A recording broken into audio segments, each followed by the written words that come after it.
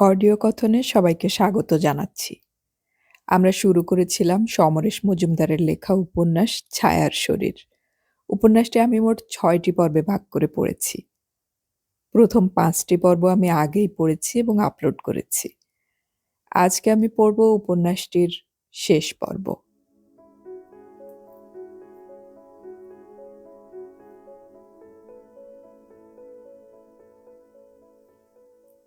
সন্ধ্যের পর ডাক্তারবাবু যখন চেম্বারে, মায়াবতী নিজের বিছানায়, মেয়েরা পড়ার ঘরে, তখন পৃথার কাছে এলো প্রণব কুমার। এখন কেমন আছো? ভালো। পৃথা মাটিতে বসেছিল।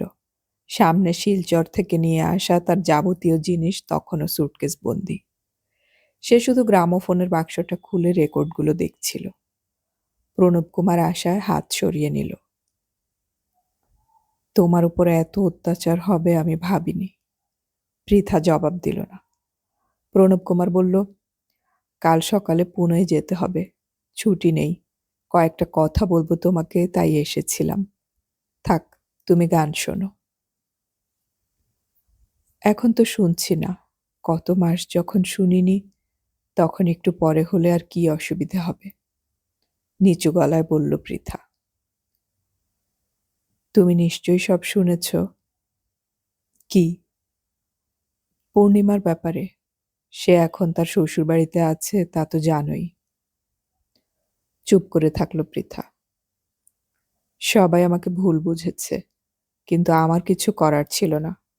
কেউ যদি আমাকে না জানিয়ে হুট করে চলে আসে, তাহলে তো আমি তাকে তাড়িয়ে দিতে পারি না। কিন্তু যখন বুঝলাম তার উদ্দেশ্য অন্য, তখন আমি জোর করে তাকে শ্বশুরবাড়িতে পাঠিয়ে দিয়েছি। কি উদ্দেশ্য?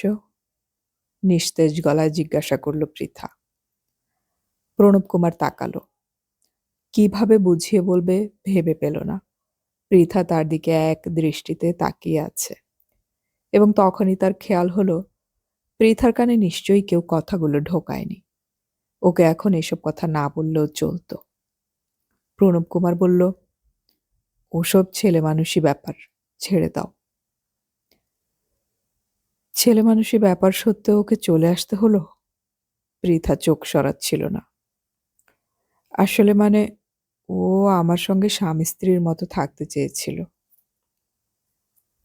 পৃথা চোখ নামিয়ে নিল। ওর ঠোঁটে অদ্ভুত এক চিলতে হাসি ফুটল। এই সময় নিতা ঘরে ঢুকল। সরি, ডিস্টার্ব করলাম।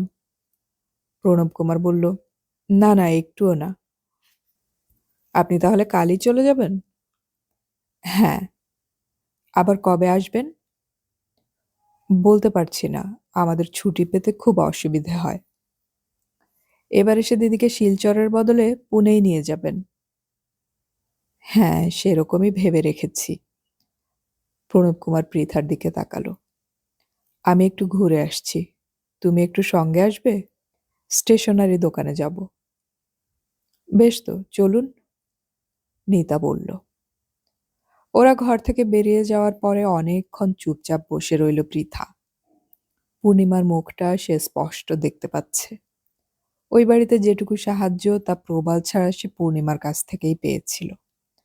সেই পূর্ণিমা তার অস্তিত্ব জানা সত্ত্বেও কেন প্রণব কুমারের সঙ্গে স্বামী স্ত্রীর মতো থাকতে চাইবে? মেয়েরা কি এতটা নির্লজ্জ, বেপরোয়া হতে পারে?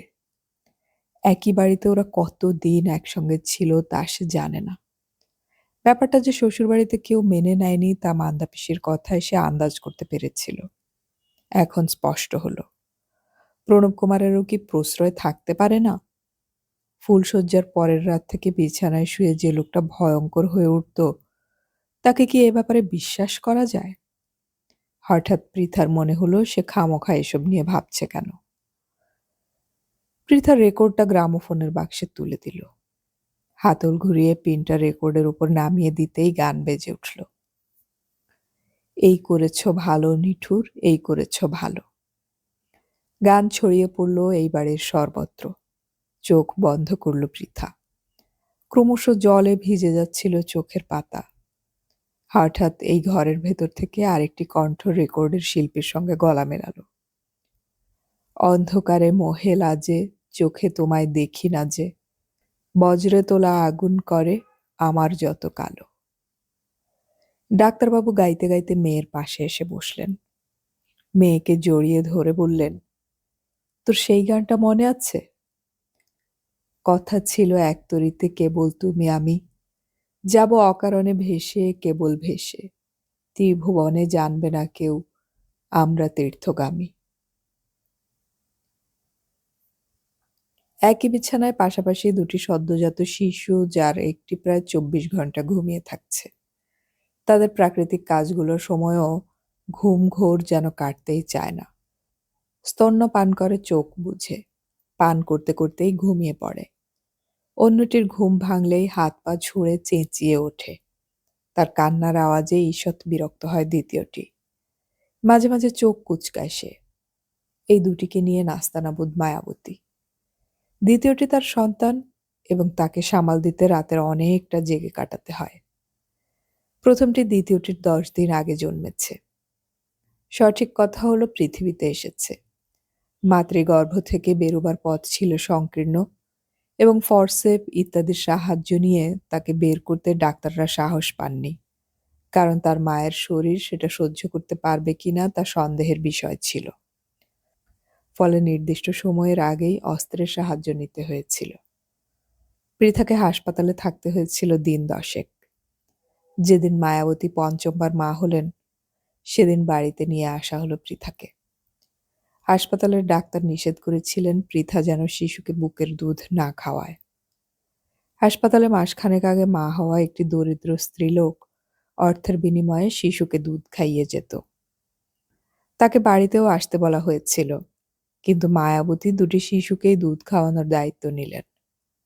পৃথার শরীর তখন কাহিল। বুকে দুধ আসছে না বলাই ভালো। ডাক্তারবাবু নিজের প্র্যাকটিস ফেলে রেখে মেয়েকে সুস্থ করার যাবতীয় চেষ্টা করে যেতে লাগলেন। মায়াবতী পঞ্চমবারের মতো মা হওয়ার পরের দিন শিবানী মাসিমা এলেন মিষ্টি নিয়ে। একগাল হেসে আঁতুড় ঘরের দরজায় দাঁড়িয়ে বলেছিলেন, কি বলেছিলাম না, কালীপদ ন্যায়তীর্থের গণনায় ভুল হয় না। মায়াবতী লাজুক হাসলেন। তার পাশে দুটি শিশু চোখ বন্ধ, হাত মুঠো করে শুয়ে আছে। শিবানী মাসি তাদের দেখলেন। পৃথার মেয়ের ওজন বেশ কম হয়েছে, বড্ড রোগা দেখাচ্ছে। প্রাণে বেঁচে আছে এই ঢের, মায়াবতী বললেন। সে কোথায়? ওপাশের ঘরে আছে। ঠিক আছে, পরে আবার আসবো। শিবানী মাসি পা বাড়াতেই নিতার সঙ্গে দেখা। জিজ্ঞাসা করলেন, হ্যাঁ রে, তোর দিদি কোথায়, ঘুমাচ্ছে? ওই ঘরে। শিবানী মাসিমা সেই ঘরের ভেজানো দরজা ঠেলতেই গান শুনতে পেলেন। গ্রামোফোনে রেকর্ড বাজছে। যা কিছু মোর ছড়িয়ে আছে জীবন মরণে, গানের টানে মিলুক এসে তোমার চরণে। খাটের উপর চিত হয়ে শুয়ে আছে শীর্ণ চেহারার পৃথা, একটা হাত ভাঁজ করে চোখের উপর রাখা। গ্রামোফোনের বাক্সটা খাটের লাগোয়া টেবিলে রয়েছে। শিবানী মাসিমা দেখলেন মেয়েটার কনুইয়ের হাড় বড্ড স্পষ্ট। তিনি দরজা ভেজিয়ে দিলেন। এখন ওকে ডাকা ঠিক হবে না। মেয়ের বয়স যখন 4 মাস বয়স, তখন প্রণব কুমার তার মুখ দর্শন করল। সেই সঙ্গে মেয়ের সমবয়সী শ্যালককেও। অঙ্কের হিসেবে শ্যালক মেয়ের চেয়ে ছোট। প্রণব কুমার পুনে থেকে দিল্লিতে বদলি হয়েছে। ফ্যামিলি নিয়ে যাবে বলে তাকে 2 ঘরের সুন্দর কোয়ার্টার্স দিয়েছে অফিস থেকে। কিন্তু ডাক্তারবাবুর ইচ্ছে ছিল না শরীর সম্পূর্ণ সুস্থ হওয়ার আগেই পৃথা এ বাড়ি থেকে চলে যাক। তাছাড়া ওর পক্ষে বাচ্চা সামলানো অসম্ভব ব্যাপার। এই 4 মাসে মায়াবতী বার কয়েক বাচ্চাকে পৃথার কাছে নিয়ে গেছেন। পৃথা দেখেছে, কিন্তু কোলে নেওয়ার আগ্রহ দেখায়নি। বাচ্চার ব্যাপারে যে সম্পূর্ণ অজ্ঞ, তার পক্ষে কি করে একা একা সামলানো সম্ভব? ডাক্তারবাবু মেয়েকে আলাদা জিজ্ঞাসা করলেন, তুই কি চাইছিস বল? আমি শুধু একটা অনুমতি চাই, পৃথা নিচু গলায় বলল। নিশ্চয়ই, সেটা কি? আমি যেখানেই যাই না কেন, তা শিলচর হোক কিংবা দিল্লি, আমাকে রেকর্ডের গান শুনতে দিতে হবে। বই পড়তে বাধা দেওয়া হবে না, পৃথা বলল। ডাক্তারবাবু মেয়ের মাথায় হাত বোলালেন। বাহ, আমি প্রণব কুমারের সঙ্গে কথা বলবো মা। তোর এই সামান্য চাওয়াটা ওদের মেনে নিতে হবেই।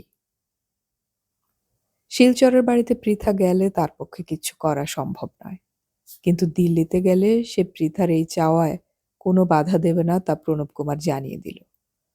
বাচ্চার জন্য একজন আয়া রাখলে তার দেখাশোনার কোনো অসুবিধা হবে না। জামাইয়ের কথায় বেশ আশ্বস্ত বোধ করলেন ডাক্তারবাবু।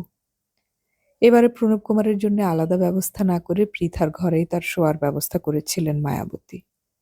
তিনি লক্ষ্য করেছিলেন রাত্রে ঘুমোতে যাওয়ার পরেও ওদের ঘরের দরজা বন্ধ হচ্ছে না। তার খুব অস্বস্তি হচ্ছিল।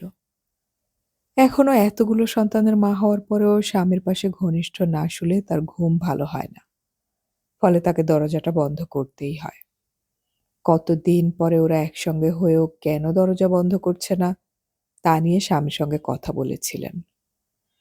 ডাক্তারবাবু বলেছিলেন, ভালোই করছে, এখনো দুর্বলতা যায়নি মেয়ের। ওর শরীর এত ভেঙে গিয়েছে যে আবার যদি মা হয় তাহলে কিছুতেই বাঁচবে না। প্রণব কুমারও নিশ্চয়ই সেটা বুঝতে পেরেছে। মায়াবতী বললেন, কি জানি, তোমার মেয়েকে আমি একটুও বুঝতে পারি না। কেন? স্ত্রীর পাশে শুয়ে ডাক্তারবাবু হাসলেন। কোন মা তার সন্তান সম্পর্কে এতটা উদাসীন হয়? মায়াবতী জিজ্ঞাসা করলেন। সারা দিনে একবারও চোখের দেখা দেখতে চাইবে না? শরীরের জন্য ও পেরে উঠছে না। আমার মনে হয় তুমিই এর জন্য দায়ী। আমি? ডাক্তারবাবু অবাক। আমি কিভাবে দায়ী হলাম? ওই যে রবীন্দ্রনাথ রবীন্দ্রনাথ বলে ওর মনটাকে এমন বিগড়ে দিয়েছ যে আর 5টা স্বাভাবিক মেয়ের মতো ব্যবহার করতেই পারছে না। জোরে হাসতে গিয়ে সামলে নিলেন ডাক্তারবাবু। তোমরা ওকে ভুল বুঝছ। ওর ওপর দিয়ে যে ভয়ঙ্কর ঝড় বয়ে গিয়েছে তা অন্য মেয়ে হলে সহ্য করতে পারত না। এটা তুমি বুঝবে না। ডাক্তারবাবুর নির্দেশে রাতের খাবার 8:30টায় খেয়ে নিয়ে শুয়ে পড়তে হতো পৃথাকে। প্রণব কুমার যখন বিছানায় আসতো তখন সে মরার মতো ঘুমোচ্ছে। প্রায় 1.5 বছর পরে স্ত্রীর পাশে নির্জন ঘরে এসে প্রণব কুমারের ইচ্ছে হতো হাত বাড়াতে, কিন্তু গভীর ঘুমে নেতিয়ে থাকা পৃথাকে জাগাতে ইচ্ছে হয়নি তার। সে লক্ষ্য করেছিল পৃথার শরীর যেন একটু ছোট, প্রায় পাখির মতো দেখাচ্ছে। প্রথম রাতে দরজাটা বন্ধ করেছিল প্রণব কুমার। শেষ রাত্রে ঘুম ভেঙে গেলে দেখতে পেয়েছিল সেটা খোলা, অর্থাৎ পৃথা এই বাথরুম থেকে ফিরে আর বন্ধ করেনি। পরের রাত থেকে দরজা বন্ধ করার কথা ভাবেনি প্রণব কুমার। সিদ্ধান্ত হলো প্রণব কুমার পৃথাকে নিয়ে দিল্লিতেই যাবে। এ যাত্রায় সে শিলচরে যাচ্ছে না। পৃথার মেয়ে হওয়ার খবর ডাক্তারবাবু শিলচরে দিয়েছিলেন। তার উত্তরে প্রাণকুমার চিঠি লিখেছিলেন, আপনার মেয়ে তাড়াতাড়ি সুস্থ হোক, ঈশ্বরের কাছে প্রার্থনা করছি। ব্যাস এইটুকুই। নাতনি সম্পর্কে কোনো ঔৎসুক্য নেই। প্রণব কুমারকে কথাটা বলেছিলেন ডাক্তারবাবু। কিছুক্ষণ চুপ করে থেকে প্রণব কুমার বলেছিল, আমি সঠিক জানি না, তবে অনুমান করতে পারি ওরা বংশধর হিসেবে একটি পুত্র সন্তান আশা করেছিলেন। মেয়ে হওয়ায় নিশ্চয়ই খুব হতাশ হয়েছেন। কাল সকালে পৃথা তার স্বামীর সঙ্গে দিল্লি চলে যাবে। গোছগাছ হচ্ছিল। এই সময় শিবানী মাসিমা এলেন। বিয়ের সময় দেখা হয়েছিল, কিন্তু ভালো করে কথা হয়নি। প্রণব কুমারের সামনে চেয়ারে বসে শিবানী মাসি বললেন, তোমার মাকে মনে আছে? অল্পই, প্রণব কুমার বললেন। তিনি আমার বড় ননদ ছিলেন। ঘরে তখন মায়াবতী এবং পৃথাও। মায়াবতী বললেন, তুমি জানো কিনা জানি না, তোমাদের খবর শিবানী মাসিমাই দিয়েছিলেন। চা খাবেন তো? হ্যাঁ, শিবানী মাসিমা হাসলেন। মায়াবতী উঠে গেলে প্রণব কুমার বলল, যোগাযোগ ছিল না তো তাই। কি করে থাকবে? তোমার বাবা আবার বিয়ে করলেন। বিয়ের সময় উনি যখন এসেছিলেন তখন আমি ইচ্ছে করেই ওর সামনে যাইনি। শিবানী মাসিমা বললেন, তাছাড়া আমি তো ছেলের জন্য কোথাও 4-5 বছরের বেশি থাকতেও পারি না। ওর বদলির চাকরি। এই তো আজই বদলির অর্ডার এলো।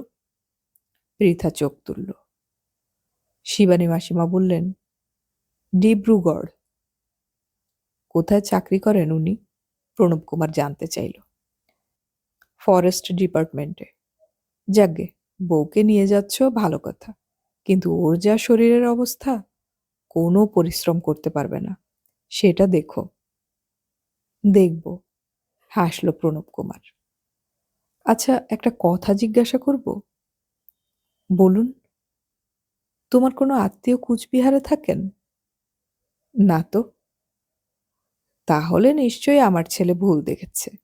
তোমাকে নাকি একটি মেয়ের সঙ্গে রিকশায় যেতে দেখেছে সে। আমি ভাবলাম হয়তো কোনো আত্মীয় আছে ওখানে। শিবানী মাসির কথা শেষ হলে পৃথা অদ্ভুত চোখে তাকালো স্বামীর দিকে। সারা রাত কথা বলেনি পৃথা। প্রণব কুমারের সঙ্গে দূরের কথা, বাড়ির কারোর সঙ্গেও নয়। সকালে ডাক্তারবাবুকে একা পেয়ে জিজ্ঞাসা করেছিল, আমাকে কি যেতেই হবে? গিয়ে যদি খারাপ লাগে তাহলে আমি তোকে নিয়ে আসব। আমার আর কলেজে পড়া হলো না, ঢোক গিললেন ডাক্তারবাবু। এরকম সময় স্ত্রীর ওপর খুব রাগ হয় তার। কোনো দরকার ছিল না হুট করে মেয়ের বিয়ে দেওয়ার। জামাইকে কি বলবো দিল্লির কলেজে তোকে ভর্তি করে দিতে? না, জোরে বলে উঠেছিল পৃথা। তুই এক কাজ কর, মেয়েকে এখনই নিয়ে যাওয়ার দরকার নেই।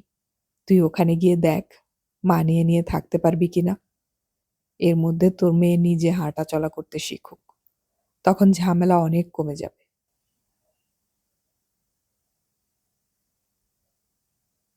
গ্রামোফোনের বাক্স, কিছু বই, জামাকাপড় তোলা হলো ডিকিতে। বাবাকে প্রণাম করে যখন মাকে প্রণাম করতে যাচ্ছে পৃথা, তখন মায়াবতী না বলে পারলেন না। তুই কি রে? পৃথা তাকালো। যাওয়ার সময় মেয়ের কথা মনে আসছে না? ওকে একবার দেখে যাবি না? তুমি তো আছো, তোমার কাছেই তো ওকে রেখে যাচ্ছি। হাজার হোক তুই ওর মা, আমি তো দিদিমা। না, তুমি ওর দুধ মা, তোমার দুধ খেয়েও বেঁচে আছে, থাকবে। মায়াবতী আর পারলেন না। দৌড়ে ভেতরে গিয়ে চোখের জল মুছতে লাগলেন। পৃথার বিয়ের পর চলে যাওয়ার সময়ও তার চোখ উপচে এত জল আসেনি। চোখ মুছতে মুছতে ঝাপসা চোখে দেখতে পেলেন দুটো বাচ্চারা একটা জোরে জোরে শব্দ করছে, পা ছুটছে খুশিতে। দ্বিতীয়টি স্থির হয়ে শুয়ে প্রথমটির দিকে অবাক হয়ে তাকিয়ে আছে। ওর খুশির কারণ সে বুঝতেই পারছে না।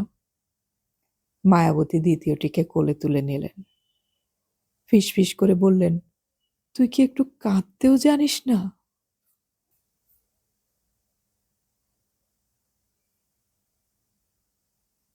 দিল্লির এয়ারফোর্সের কোয়ার্টার্স এমন কিছু আহামরি নয়, কিন্তু ছিমছাম, পরিষ্কার। দীর্ঘ ট্রেন যাত্রায় এত কাহিল হয়ে পড়েছিল পৃথা যে দুদিন দুরাত প্রায় ঘুমিয়েই কাটিয়ে দিল। এই দুদিন অফিস সামলে যা পেরেছে তাই রান্না করেছে প্রণব কুমার। পৃথাকে তুলে তাই খেতে দিয়েছে। পৃথা নির্লিপ্ত মুখে খেয়ে নিয়েছে। অফিসে যাওয়ার সময় বাধ্য হয়ে বাইরের দরজায় তালা দিয়ে গিয়েছে প্রণব কুমার। দুদিন পরে কাজের লোক পেল সে। ঠিকে লোক, রান্না থেকে ঘর পরিষ্কার সবই করবে। তাকে প্রণব কুমার বলে দিল, আমার বউয়ের শরীর খুব খারাপ, ওকে একটুও বিরক্ত করবে না, যা দরকার হবে তা আমাকে বলবে। কোয়ার্টার্সের দুটো ঘরের ফার্নিচার খুবই অল্প। ডাবল খাট দূরের কথা, একটি ঘরে সিঙ্গেল তক্তপোষ, অন্য ঘরে দড়ির খাটিয়া পাতা। অতএব এক ঘরে শোয়ার সুযোগ নেই। প্রণব কুমার খাটিয়াতেই। তৃতীয় দিন অফিস থেকে ফিরে দরজার তালা খোলার সময় গান শুনতে পেল প্রণব কুমার। হেমন্ত মুখোপাধ্যায়ের গান, তুমি যে আমার কবিতা। কয়েক সেকেন্ড শুনে বুঝতে পারল এটা রবীন্দ্রসঙ্গীত নয়। ভেতরে ঢুকে পৃথার ঘরে গিয়ে দেখল গ্রামোফোনে রেকর্ড বাজছে, আর পৃথা তক্তপোষে বসে চোখ বন্ধ করে শুনছে। গান শেষ হলে সে উঠে পা বাড়াতেই প্রণব কুমারকে দেখতে পেল। প্রণব কুমার জিজ্ঞাসা করল, মনে হচ্ছে আজ শরীর ভালো হয়েছে? হুম, গান শোনা থেকেই বুঝতে পারছি। তুমি তাহলে আধুনিক গান শোনো? ভালো গান হলেই শুনি। আমি তো সারাদিন বাড়িতে থাকি না, তখন রবীন্দ্রসঙ্গীত শুনতে পারো। কেন? আমার কিরকম ন্যাকা ন্যাকা মনে হয়। ও। গ্রামোফোন বন্ধ করল পৃথা। এই সময় কাজের মেয়েটি এসে গেল। প্রণব কুমার তাকে নিয়ে ব্যস্ত হয়ে পড়ল। অনেক দিন পরে পৃথা সারা সন্ধ্যা প্রবালের দেওয়া পুনশ্চ বইটি নিয়ে পড়ে থাকল। একটা লাইন চোখে পড়তেই মন কি ভালো হয়ে গেল। বৃষ্টি ধোয়া আকাশ, যেন এক ঈশ্বর মনের মধ্যে অপূর্ব আলো জ্বেলে দিয়ে গেলেন। নিয়ম মেনে 8:30টায় পৃথাকে খেতে দিল। প্রণব কুমার দেরিতে খায়। সে গতকাল এক বাঙালি সহকর্মীকে বলেছিল বাংলা বই জোগাড় করে দিতে, পৃথা পেলে খুশি হবে। আজ সহকর্মী 2টো বই দিয়েছিল। পৃথার খাওয়া শেষ হলে সেই বই দুটো নিয়ে প্রণব কুমার ওর ঘরে ঢুকল। তুমি তো বই পড়তে ভালোবাসো, নাও। বই দুটো পৃথাকে দিয়ে পাশে বসল প্রণব কুমার। বই দেখে খুশি হয়েছিল পৃথা, কিন্তু নাম পড়ে অবাক হলো। এগুলো কি বই? মোহন সিরিজের বই, শশধর দত্ত। আমি এগুলো পড়ি না। গল্পের বই তো, না পড়ার কারণ কি? এগুলো থেকে কিছু পাওয়া যায় না। কে বলল? বাবা। একবার এরকম বই এনে বাবা আমাকে পড়ে শুনিয়েছিল। যেমন অবাস্তব তেমন কাঁচা লেখা। তোমার বাবাই শেষ কথা বলছেন ভাবছো কি করে? পৃথা জবাব দিল না। প্রণব কুমার বলল, ওই যে বইটা, মোহন ও রমা, পড়ে দেখো, খুব রোমান্টিক মনে হচ্ছে। পৃথা বই দুটো সরিয়ে দিল। প্রণব কুমার বেশ আহত হলো। সে 2 হাতে পৃথাকে জড়িয়ে ধরে চুম্বনের চেষ্টা করতেই পৃথা আহ বলে চেঁচিয়ে উঠল। শব্দটা এত জোরে বাজল যে ওকে ছেড়ে দিতে বাধ্য হলো প্রণব কুমার। কি হলো? 2 হাতে মুখ ঢেকে কিছুক্ষণ সময় নিল পৃথা নিজেকে স্থির করতে। প্রণব কুমার বলল, আমি এমন জোরে ধরিনি যে তোমাকে চেঁচাতে হলো। এসব না করলেই ভালো, পৃথা কেটে কেটে বলল। কেন? আমার ভালো লাগে না। আমরা স্বামী স্ত্রী, স্বামী হিসেবে আমি তো তোমার কাছে আনন্দ পেতে চাইবই। কি আনন্দ? যা একজনকে আনন্দ দেয় তা যদি আরেকজনের মনে ঘৃণা আনে তাহলেও সায় দিতে হবে? মানে, তুমি সেক্সকে ঘেন্না করো? সেক্স কি তাই তো আমি জানি না। আশ্চর্য, ফুলশয্যার পরের রাতগুলো যা হয়েছিল তা ভুলে গেছো? ওকে যদি সেক্স বলে তাহলে পশুরাও তো একই কাজ করে। মুশকিল হলো পশুদের মন ও ব্যাপারে তৈরি থাকে না, ঘেন্নাও নেই। তার মানে তুমি তখন খুশি হওনি? না, ভয় পেয়েছি। আমাকে একবারও জিজ্ঞাসা করা হয়নি আমি চাই কিনা। আমার সঙ্গে ভালো করে পরিচয় হওয়ার আগেই শরীরের ওপর পড়লে কি করে খুশি হব? প্রণব কুমার উঠে দাঁড়িয়েছিল। তুমি এখনো দুর্বল, তাই কোনো জোর করব না। কিন্তু মনে হচ্ছে ইংরেজিতে একটা কথা আছে, ফ্রিজিড ওমেন, তুমিও তাই। ব্যাপারটা কি তাও তো আমি জানি না। তাছাড়া একটা কথা। থেমে গেল পৃথা। প্রণব কুমার বলল, শেষ করো। আমার আগে এবং পরে নিশ্চয়ই উল্টো ধরনের মেয়ের সঙ্গে ওই অভিজ্ঞতা হয়েছে।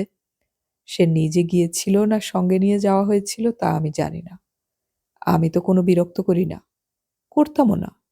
তাহলে সে কেন পুনে থেকে আলিপুরদুয়ারে চলে গেল? তাকে রাখলে তো আফসোস করতে হতো না। পৃথা কথাগুলো বলে জ্বলন্ত চোখে প্রণব কুমারের দিকে তাকালো। সেই দৃষ্টির সামনে দাঁড়িয়ে হকচকিয়ে গেল প্রণব কুমার। তারপর কথা না বলে বই দুটো তুলে নিয়ে চলে গেল ঘর থেকে। বাড়ির কাছে বাঙালিদের একটা লাইব্রেরি আছে, হেঁটে গেলে মিনিট 15 লাগে। সেখানকার মেম্বার হয়ে গেল পৃথা। এবার আসার সময় ডাক্তারবাবু জোর করে ওর সুটকেসে 300 টাকা ঢুকিয়ে দিয়েছিলেন। মেম্বারশিপের চাঁদা তা থেকেই দিয়েছিল সে। একের পর এক শরৎচন্দ্র, অচিন্ত্য কুমার সেনগুপ্ত, তারাশঙ্কর বন্দ্যোপাধ্যায় শেষ করতে লাগলো সে। রান্না করে কাজের লোকটি। সে যদি কামাই করে সেদিন প্রণব কুমার রান্নাঘরে ঢোকে। বই হাতে পেলে গোটা দিন না খেতে পেলেও কোনো অসুবিধা হয় না পৃথার। একদিন কাজের মেয়ে আসেনি। প্রণব কুমারের বেশ জ্বর। বাধ্য হয়ে রান্নাঘরে ঢুকে হাঁড়িতে চাল, আলু, ডিম বসিয়ে নিজের ঘরে ফিরে বই নিয়ে বসেছিল সে। বিভূতিভূষণের আরণ্যক। এমন মজে গিয়েছিল যে সময় খেয়ালে ছিল না। পোড়া গন্ধ নাকে আসতে প্রথমে ঠাউর করতে পারেনি। শেষতক ছুটে গিয়েছিল রান্নাঘরে। ভাতের ফ্যান উপচে তো পড়েছেই, ভাত আলু পুড়ে প্রায় শুকিয়ে আছে। সেগুলো পরিষ্কার করে নতুন জলে চাল ছাড়তে হয়েছিল আবার। ডাক্তারবাবুর চিঠি আসতো প্রতি সপ্তাহে। পোস্টকার্ডে উত্তর লিখে কাজের মেয়েকে দিয়ে পোস্ট করাতো। দায় সারা উত্তর। আরণ্যক শেষ করে সে একটা বড় চিঠি লিখল। বাবা, আজ আরণ্যক শেষ করলাম। গতকাল বাধ্য হয়ে রান্না করতে গিয়ে একটা কাণ্ড করেছি। বইতে এত মগ্ন ছিলাম যে ভাত পুড়ে গিয়েছিল। যাগে, আমি ভালো আছি। তারাশঙ্করের বেশিরভাগ বই পড়া হয়ে গেছে। খুব ভালো লেখা। কিন্তু বাবা, বিভূতিভূষণের লেখা পড়লে মনে হয় এ সবই আমার কথা, যেন আমিই লিখেছি। প্রকৃতির বর্ণনা যেমন অপূর্ব, তেমনি মানুষের মনের অন্দরমহলে নিঃসাড়ে ঢুকে পড়েন তিনি। কখন কেমন করে টের পাওয়া যায় না।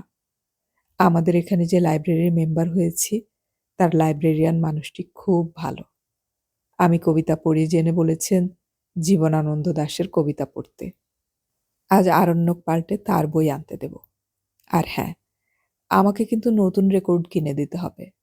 তুমি যে টাকা দিয়েছিলে তার প্রায় সবটাই তো রয়ে গেছে। এখানকার রাস্তাঘাট তো আমি চিনি না। আচ্ছা, তুমি তো একবার এখানে আসতে পারো।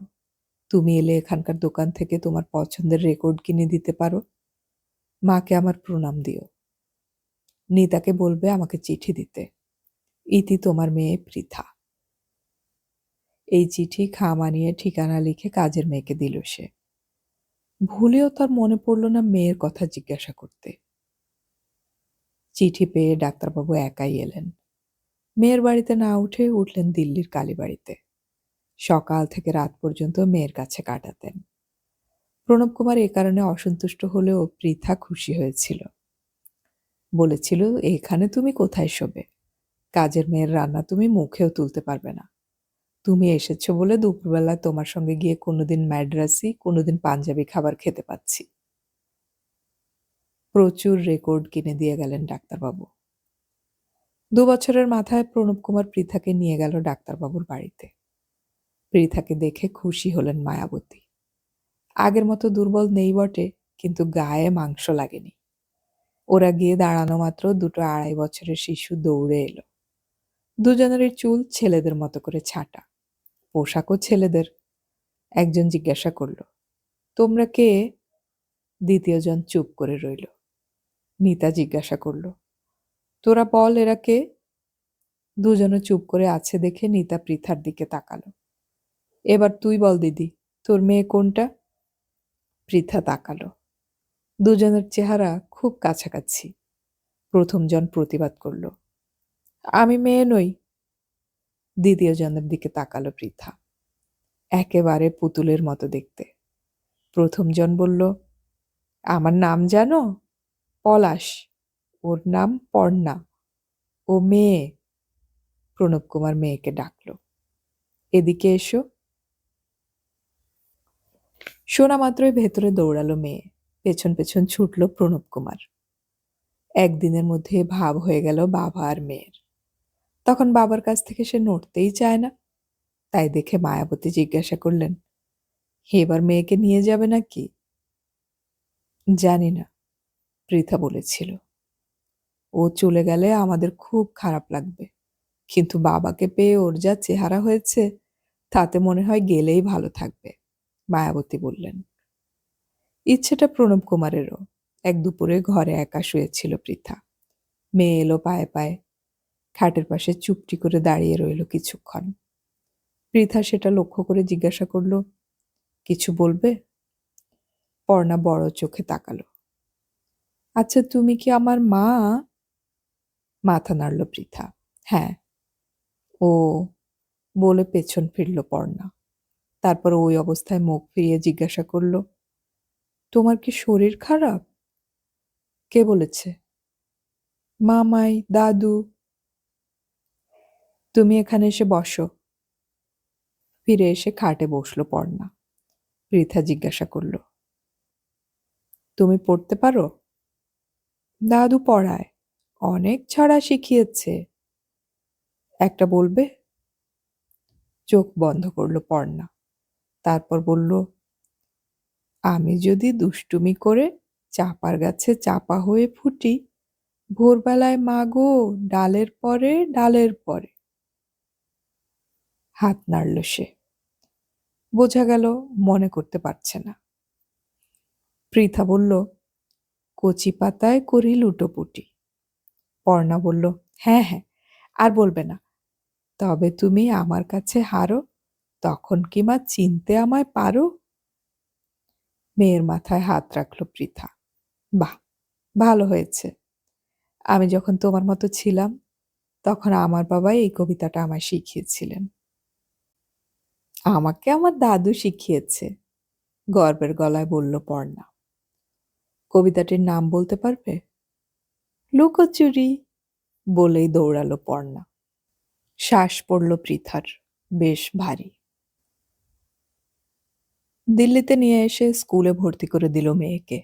প্রণব কুমারই উদ্যোগী হয়েছিল। পৃথাকে জিজ্ঞাসা করা হয়েছিল, সে বলেছিল, যা ভালো মনে হয় তাই করো।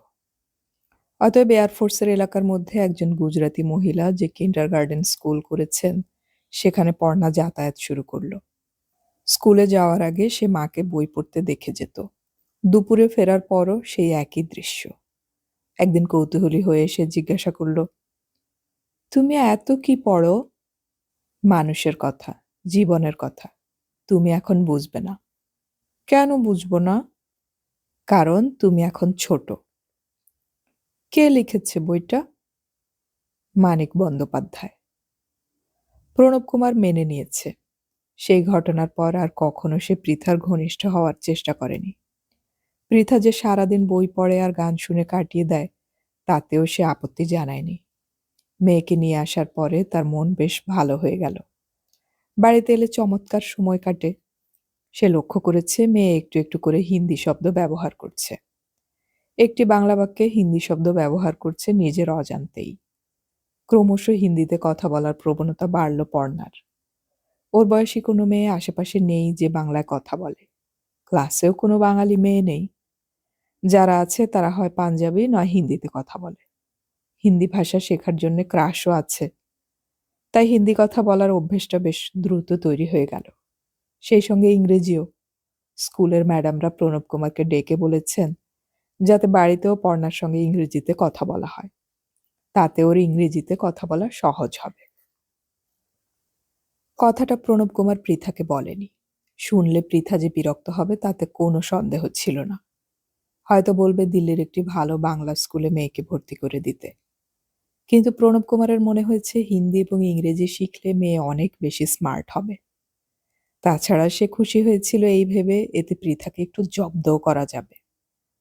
যার বাংলা বই ছাড়া ঘুম হয় না, রবীন্দ্রনাথ যাকে পাগল করে রেখেছে, তার মেয়ে যদি বাংলা ভুলে অন্য ভাষায় দক্ষ হয়, তাহলে বাবা হিসেবে সে খুশিই হবে। স্কুল থেকে ফিরে এখন নিজেই বাথরুমে ঢুকে স্নান করতে পারে পর্ণা। সে স্নানে ঢুকলে বই ছেড়ে উঠতে হয় পৃথাকে। প্রণব কুমার এখন অফিসে, কাজের মেয়েও চলে যায়। তাই দুপুরের খাবার মেয়েকে বেড়ে দিতে হয় তাকে। তখনই কানে এলো, পর্ণা গান গাইছে, এক লড়কি ভিগি ভাগিসি। থমকে গেল সে। এই প্রথম মেয়ের গলা গান শুনল সে। কিন্তু হিন্দি গান কেন? সে চুপ করে বসে রইল। স্নান করে চুল মুছে পর্ণা এলো চিরুনি নিয়ে। আঁচড়ে দাও। তুমি তো রোজ আমাকে বাংলা গান শুনতে দেখো, তোমার কানে যায় না?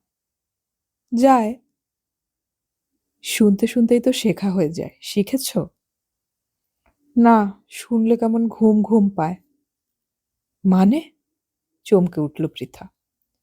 মতলব আমার আচ্ছা লাগে না। এই হিন্দি গান খুব ভালো লাগে? হ্যাঁ, স্কুলে যখন কেউ গায় আমরা ডান্স করি। তুমি যে গান শোনো তার সঙ্গে তো ডান্স করা যায় না, বোরিং। কি? কি বললে? ঠাস করে চড় মারল পৃথা। পর্ণা অবাক। গালে হাত দিয়ে বললে, তুমি আমাকে হিট করলে? এইটুকু মেয়ে, কি বোঝো তুমি গানের? বোরিং বোরিং বলা হচ্ছে। তোমার মুখ দিয়ে যে বলাচ্ছে, সে তো বলেছে ন্যাকামি। উফ মাগো! দুহাতে নিজের মাথা ধরল পৃথা। তার দুই গাল বেয়ে জল গড়িয়ে পড়ল। প্রায় ৩০ সেকেন্ড ধরে মাকে দেখে পর্ণা বলল, আই এম সরি, আর কখনো বলবো না, নেভার। চোখ মুছে মেয়েকে খাবার বেড়ে দিয়ে নিজের ঘরে চলে গিয়েছিল পৃথা। সেদিন তার খাওয়ার ইচ্ছেটাই চলে গিয়েছিল। ঘণ্টাখানেক পরে পর্ণা এসে বসল তার পাশে। মা, আমি সরি। ঠিক আছে। তুমি যে গান শোনো সেগুলো কি প্রেয়ার সং? মানে? ম্যাডাম বলেন প্রেয়ার সং এর সঙ্গে নাচতে নেই। ওই অবস্থাতেও হেসে ফেলল পৃথা। চোখ থেকে হাত সরালো, তারপর বলল, উনি ঠিকই বলেন। তুমি কাকে প্রেয়ার করো? Who is your god? Jesus? না। তবে? রবীন্দ্রনাথ। উনি কি খুব বড় গড? আমার কাছে। অনেকক্ষণ চুপচাপ বসে থাকলো পর্ণা। তারপর বেশ উত্তেজিত গলায় বলল, হুই নামটা দাদুও বলতো। কিন্তু? কিন্তু কি? দাদু একটা পোয়েম শিখিয়েছিল আমাকে। সেটার মধ্যে কোনো প্রেয়ার ছিল না। ওই যে লুকোচুরি পোয়েমটা, ওটাও তো প্রেয়ার নয়। তুমি জল খাও তো? কেন খাও? আমি থ্রাস্টি হলে জল খাই। কিন্তু সেই জল মুখ থেকে গলা দিয়ে শরীরের ভেতরে গিয়ে সব ধুইয়ে দেয়, তা কি বুঝতে পারো? না। সেটা যখন বুঝতে পারবে তখন জানবে ওই লুকোচুরি কবিতাটাও একটা প্রার্থনা সঙ্গীত। তুমি খাবে না? আচমকা অন্য কথা বলল পর্ণা। না। চলো না, আমি তোমাকে খাবার বেড়ে দেব। পর্ণা উঠে দাঁড়ালো। কিছুক্ষণ মেয়ের দিকে তাকিয়ে পৃথা বলল, বেশ। বাইরের ঘরের দরজায় কড়া নড়লেই পর্ণা ছুটে যায়। চেয়ার টেনে তার উপরে উঠে ছিটকিনি খোলে। প্রণব কুমার অনেক নিষেধ করেছে, কিন্তু কে শোনে কার কথা? এয়ারফোর্সের এলাকায় কোয়ার্টারগুলোতে ডাকাতি বা ছিনতাইয়ের ভয় নেই, কিন্তু চেয়ার থেকে পড়ে গেলে মেয়ের যে হাত পা ভাঙবে তা ওকে বোঝানো যাচ্ছে না। আজও দরজা খুলে পর্ণা জিজ্ঞাসা করল, কিসকো চাইয়ে? প্রণব কুমার। ঠেরিয়ে। মেয়ে ছুটল বাবার ঘরে। আজ রবিবার। সকালের এই সময়টায় খবরের কাগজ পড়ে প্রণব কুমার। মেয়ে উত্তেজিত গলায় বলল, তোমাকে ডাকছে। কে? নেই জানতা। অতএব প্রণব কুমারকে যেতে হলো। দরজায় গিয়ে দাঁড়াতেই সে অবাক। প্রবাল দাঁড়িয়ে আছে গম্ভীর মুখে। তাকে দেখে একটা মুখ বন্ধ খাম বের করে দিল। কার চিঠি? ভেতরে আয়। প্রবাল নড়ল না। খাম ছিঁড়ে চিঠি বের করল প্রণব কুমার। তোমাকে সম্বোধন জানিয়ে চিঠি শুরু করার মতন মন আমার নেই। যে ছেলে পুনে থেকে শ্বশুরবাড়িতে এসে দিন কাটিয়ে ফিরে যায়, বাবা মায়ের কাছে আসবার প্রয়োজন বোধ করে না, তাকে কি বলে সম্বোধন করব? তুমি যে পুনে থেকে দিল্লিতে গিয়েছো সেই খবর তোমার শ্বশুর মশাইয়ের চিঠিতে জানতে হলো। তার কাছ থেকেই ঠিকানা নিয়ে এই চিঠি লিখছি। আমার মাথা হেট হয়ে গেছে, তবু চিঠি লিখতে বাধ্য হচ্ছি। তুমি আমার মান সম্মান শুধু ধুলোয় মিশিয়ে দাওনি, একটি মেয়ের দুর্বলতার সুযোগ নিয়ে তার জীবন নষ্ট করতে সক্ষম হয়েছ। তাকে তার শ্বশুরবাড়িতে ফেরত পাঠিয়ে দায়মুক্ত হতে চেয়েছিলে। একবারও ভাবনি সেখানে তার উপর কত ভয়ঙ্কর অত্যাচার হতে পারে। অথবা ভেবেই তুমি তাকে সেখানে পাঠিয়েছিলে।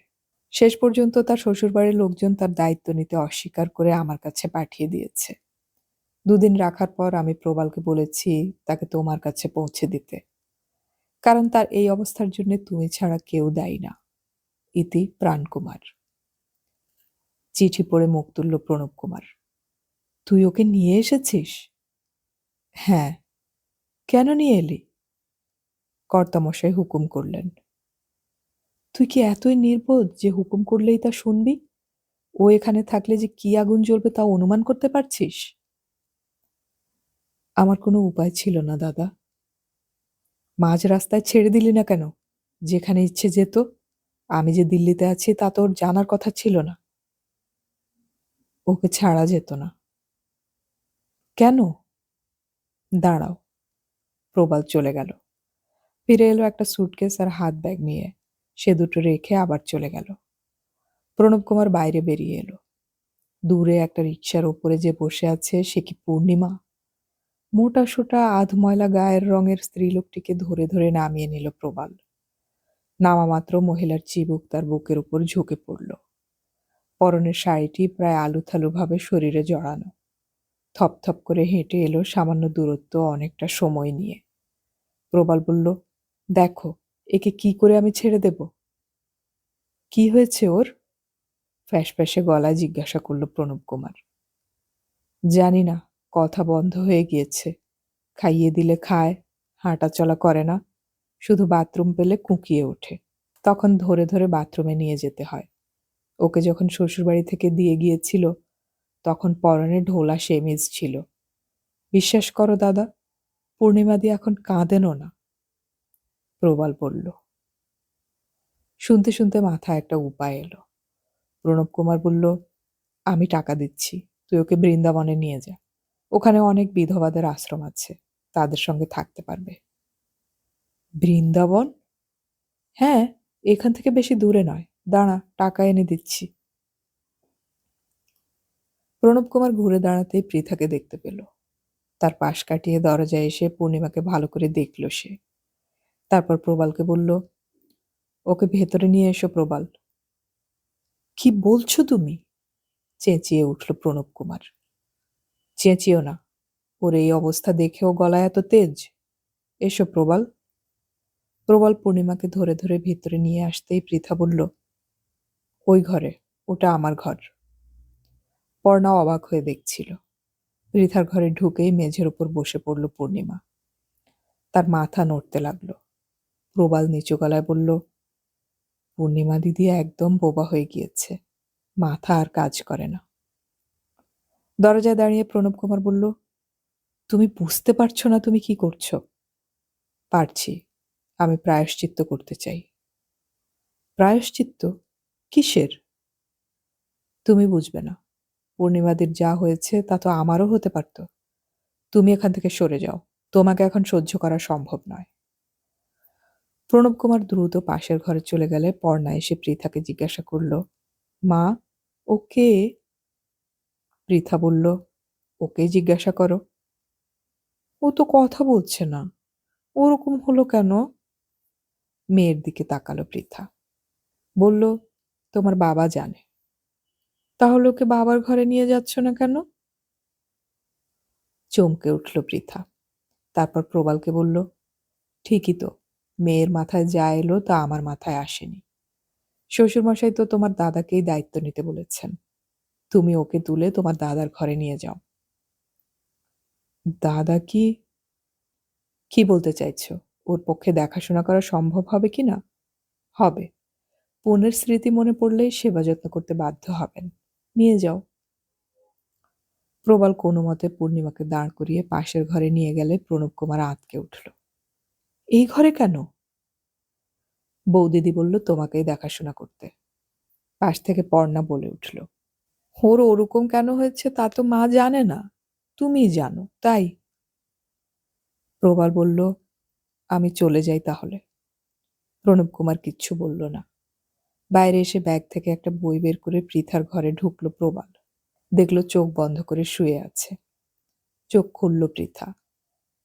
এটা তোমার জন্য নিয়ে এসেছি। বইটা এগিয়ে দিল প্রবাল।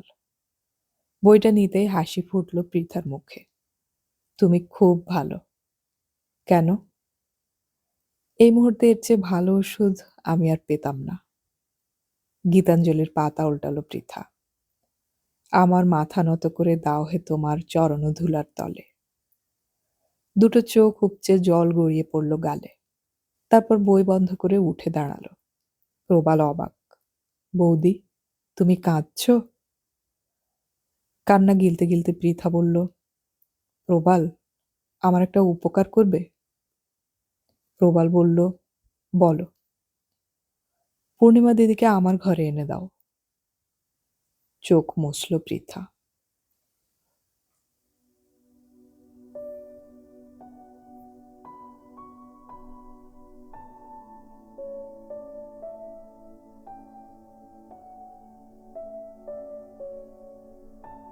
এতক্ষণ আমি পড়ে শোনালাম সমরেশ মজুমদারের উপন্যাস ছায়ার শরীর এর শেষ পর্ব। দেখতে দেখতে ছায়ার শরীর উপন্যাসটির শেষ পর্ব পর্যন্ত আমরা চলে এলাম। ছায়ার সুরের উপন্যাসটি আপনাদের কেমন লেগেছে তা কমেন্টে অবশ্যই জানাবেন। অডিও কথনে আমাদের গল্প পাঠ ভালো লাগলে চ্যানেলটি সাবস্ক্রাইব করে রাখুন এবং বন্ধুদেরকে শেয়ার করুন। খুব শীঘ্রই আমরা আরও একটি উপন্যাস নিয়ে হাজির হচ্ছি, শোনার আমন্ত্রণ রইল। আমাদের পরবর্তী উপন্যাস আপলোড হওয়ার সাথে সাথেই নোটিফিকেশন পেতে হলে আমাদের সাবস্ক্রাইব বাটনের পাশের বেল আইকনটি চেপে রাখুন।